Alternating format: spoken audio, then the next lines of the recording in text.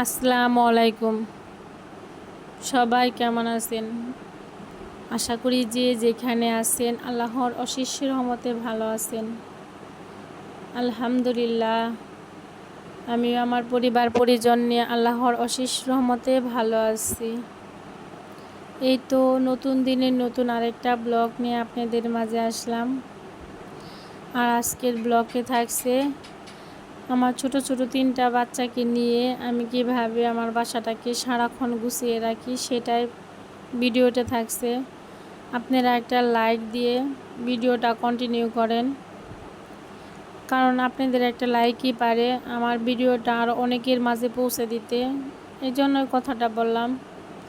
আবার অনেক আপুরা ভাইয়ারা হয়তো বা ভিডিও দেখেন, মনে থাকে না, তাদেরকে মনে করে দেওয়ার জন্য কথাটা বলা। প্লিজ একটা লাইক দিয়ে ভিডিওটা কন্টিনিউ করেন। এই তো মেয়েদের প্রথম কাজই রান্না বান্না করা, সকালবেলা উঠে নাস্তা তৈরি করা। আর আমি এই তো সোজা চলে আসলাম রান্নাঘরে। সকালবেলা ফ্রেশ হয়ে রান্নাঘরে আসছি। আর আমি আজকে রান্না করব ইলিশ মাছ দিয়ে মুখী কচু দিয়ে রান্না করব। আর আমি কি রান্না করব সেটাও আমি রাত্রে ভেবে রাখছিলাম। সাথে সবজি, পেঁয়াজ মরিচ কেটে রাখছিলাম। রাত্রে কিছু কাজ করে রাখলে দেখা যায় সকালবেলাটা এতটা প্রেশার পড়ে না। এই জন্য আমি সব সময় চেষ্টা করি রাতে সকালের কিছু কাজ আমি রাত্রে করে রাখতে। আর এই তো আমি এখানে কচুর মুখি দিয়ে ইলিশ মাছ রান্না করব।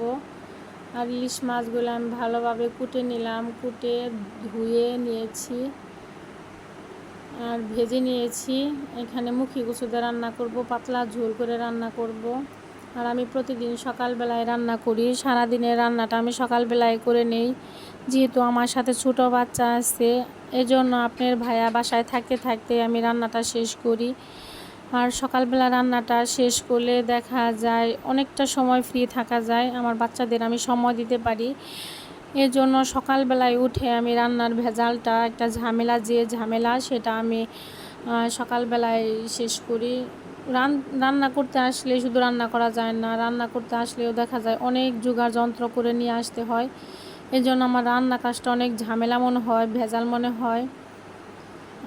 এই জন্যই সকালবেলায় আমি রান্নাটা করি।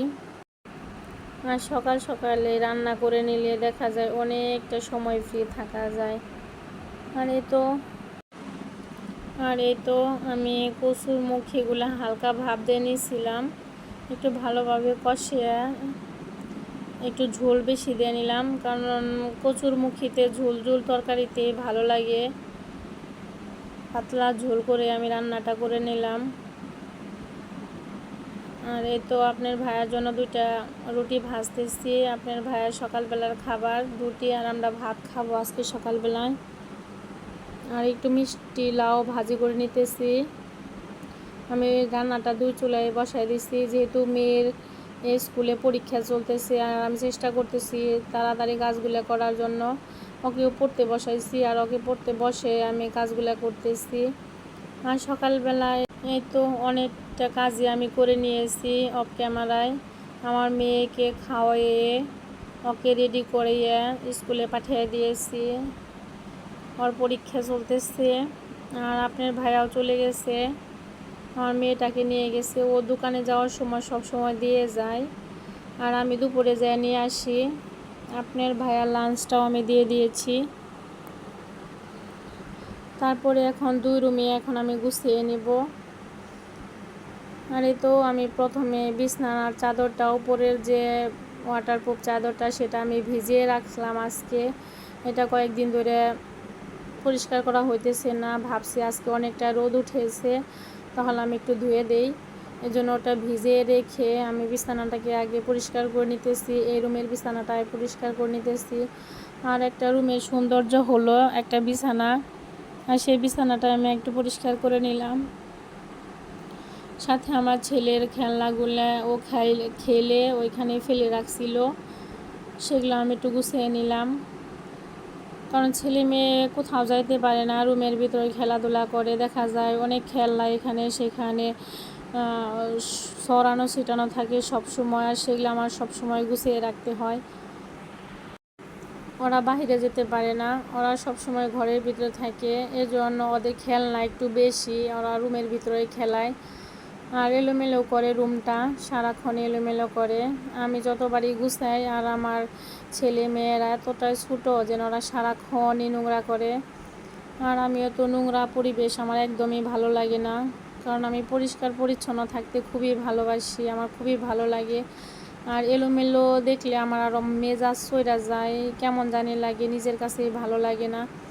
এই জন্য সবসময় চেষ্টা করি ওরা যতবারই নোংরা করে না কেন সাথে সাথে আমি পরিষ্কার করে দিতে। আর আমার ঘরটা আমি সবসময় সাজিয়ে গুছিয়ে পরিষ্কার পরিপাটি করে রাখতে পছন্দ করি। তো আমি সামনের রুমটাকে প্রথমে পরিষ্কার করে আসবাবপত্রগুলোকে মুছে নিলাম। প্রতিদিনই আসবাবপত্রগুলোকে আমি মুছে নেই। আসবাবপত্রগুলো মুছে নিলে দেখা যায় ঝকঝক করে, আর একদিন 2 দিন না মুছলে দেখা যায় এতটা পরিমাণ ময়লা পড়ে, খুব ময়লা পড়ে, আসবাবপত্রের দিকে তাকানোই যায় না। এই জন্য আমি সবসময় চেষ্টা করি আমার আসবাবপত্রগুলো আমি প্রতিদিনই মুছে রাখতে। আমার ঘরে আমি যাই কিছু আছে, আমার যতটুকুই আছে সবসময় চেষ্টা করি আমি পরিপাটি করে রাখতে চেষ্টা করি, এবং কি পরিপাটি করে রাখি। কারণ আমার পরিপাটি একটা ঘর দেখতে আমার ভীষণ ভালো লাগে, মানসিক যে একটা শান্তি সেটা আমি পাই। আমি নোংরা একদম দেখতে পারি না, আমার এলোমেলো ভালো লাগে না, একদম এলোমেলো দেখলে আর আমার মেজাজ খুব চড়ে যায়। কিন্তু আমার ছেলেরা সবসময় আমার পরিপাটি ঘরটাকে নোংরা করে দেয়, আর আমি সবসময় সেটাই পরিষ্কার করি। ওরা যত নোংরা করে আমি সাথে সাথেই সেটা পরিষ্কার করে দেওয়ার চেষ্টা করি। আমি কিন্তু অনেক পরিশ্রম করি, আমার অনেক কষ্ট হয়, তারপরেও আমি সবসময় চেষ্টা করি আমার ভালোবাসার জায়গা, আমার ভালোবাসার ছোট্ট নিটটাকে আমি সবসময় মানে সুন্দর এবং গুছগাছ করে রাখার চেষ্টা করি এবং কি রাখি। আর দেখতে দেখতে যারা এই পর্যন্ত আসছেন, জানি না কে বা কারা এখন পর্যন্ত আছেন, এখনও যারা লাইক দেন নাই তারা একটা লাইক দিয়ে বাকিটুকু দেখেন।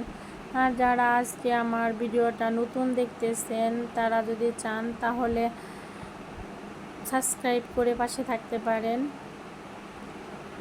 কমেন্টস করবেন, শেয়ার করবেন। এই তো এখানে আমি সমস্ত 2টা রুমই পরিষ্কার করে নিয়েছি, আর এই তো 2 ছেলেকে আমি গোসল করে দিতেছি। এখন বাজে 11টা, আর আমি সময়ের মধ্যে সমস্ত কাজ করা শেষ। আর এখন এই তো আমি কয়েকটা কাপড় ছিল, সাথে বিছানার চাদর ছিল, সেটা ধুয়ে দিয়ে 2 ছেলেকে নিয়ে নিজে গোসল করে আসছি। আর ছাদে এত পরিমাণ রোদ, খুব রোদ, অনেক রোদ। আর এই তো আমার 2 ছেলে এখান দাঁড়িয়ে রয়েছে, আর বাতাস, ভীষণ বাতাস। আর এই তো এখানে আম গাছে আম এসেছে, এগুলো অনেক দিন পরে পাকবে, অদিন আম। এটা 12 মাসে আম ধরে গাছটার মধ্যে, মাশাআল্লাহ।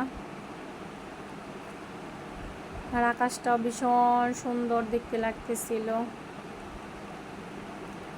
আর এই তো এটা একদম সন্ধ্যার দিকে ওর বাবা আসছে, রুমে আসছে, ওর বাবা এত একটা খেলনা নিয়ে আসছে, সেটা নিয়ে আমার ছোট ছেলেটা কি বসে আছে,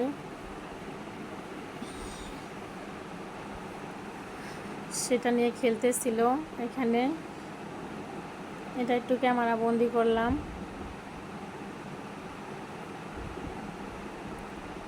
আর সবাই ভালো থাকবেন। এই পর্যন্ত যারা আমার ভিডিওটা দেখছেন তাদেরকে অসংখ্য অসংখ্য ধন্যবাদ। নতুন আরেকটা ব্লগে দেখা হবে। সবাই ভালো থাকবেন। আল্লাহ হাফেজ। আসসালামু আলাইকুম।